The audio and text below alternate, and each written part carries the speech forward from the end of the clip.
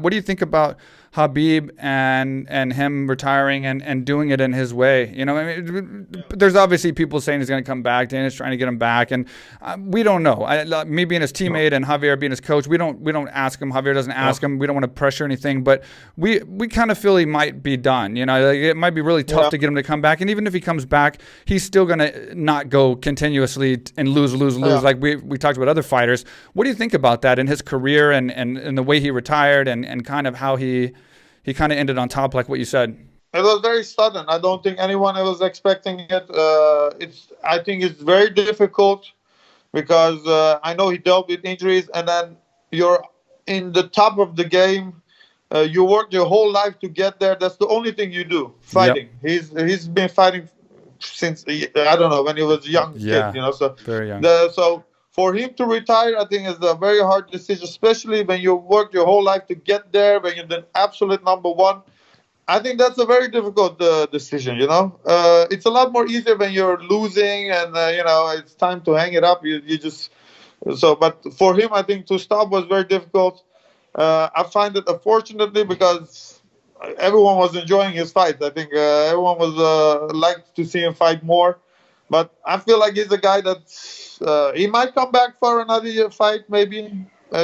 But he's a guy, I think, when he says he's going to stop, he's going to stop, you know? Yeah. I don't think he's a McGregor who will retire 2-3 times and he's still fighting. He won't. And he's a man of his, you know, he's a very honorable person. And, like, I haven't had this conversation with him and I never will. But from what I've heard, you know, he had two promises, one to his father, his late father, and then one to his mother. And they were kind of opposite in the form of his father wanted him to go 30-0, but his mother wanted him to stop fighting when his father passed and then kind of granted him this last fight. So I think it's going to come down to him talking to his mom and then seeing if she'll agree to him, because his father's for it, and so in his father's honor, it would be okay to take another fight.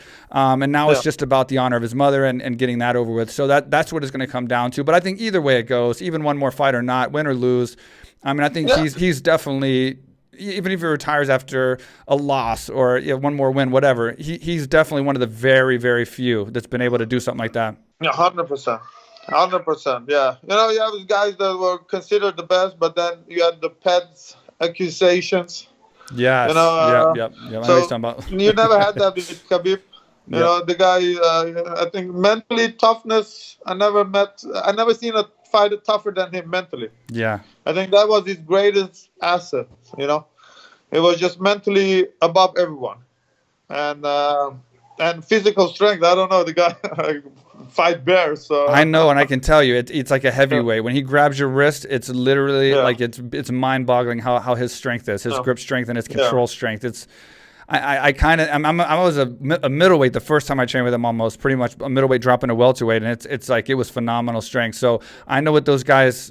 When they show those up close shots of those guys' faces when they get taken down and they're getting clinched and they have that look, I kind of know what they're thinking a little bit. I can just imagine in the middle of an actual fight with everything on the line how that would play out in your mind.